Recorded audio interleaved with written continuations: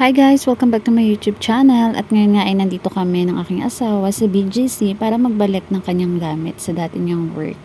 So ayan, bago kami umuwi, bumili muna kami dito sa bandang Fort Bonifacio ng mga street foods tulad ng takoyaki at ice cream. Ito yung aming mga nabili bago kami umuwi.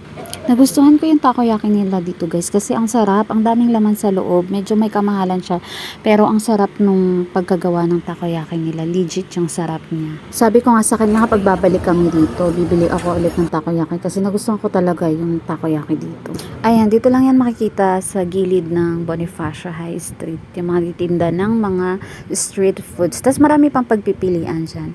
After nga namin kumain, naglakad-lakad kami tapos pauwi na rin kami. Ba't ka maalis? Ba't ka maalis? Kanan nga kita eh. So ayan, allergic talaga sa camera itong aking asawa. Kapag kinukuwanan ko siya, ayaw niyang nakukuwanan ng video o pinipicturan.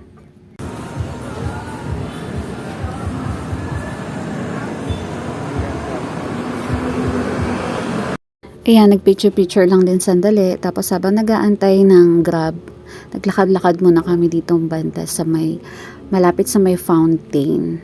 Ayan, so ang daming tao pa gantong hapon. Tapos ang lamig pa dito, mahangin siya.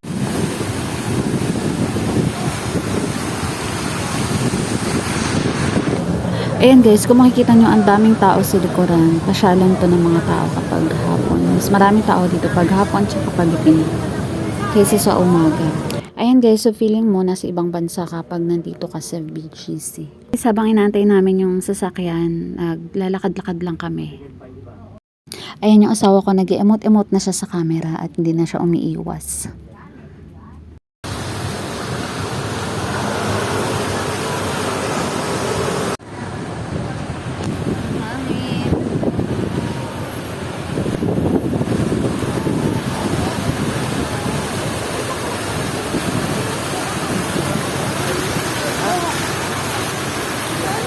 So, ang sarap lang maglakad-lakad dito pag gantong paggabi na tapos mahangin pa. Sobrang nakaka-unwind. So, habang wala pa naman yung sasakyan, maglalakad-lakad muna kami. At dito ko na rin pala i-end tong mini vlog. Thank you so much sa panonood. Bye!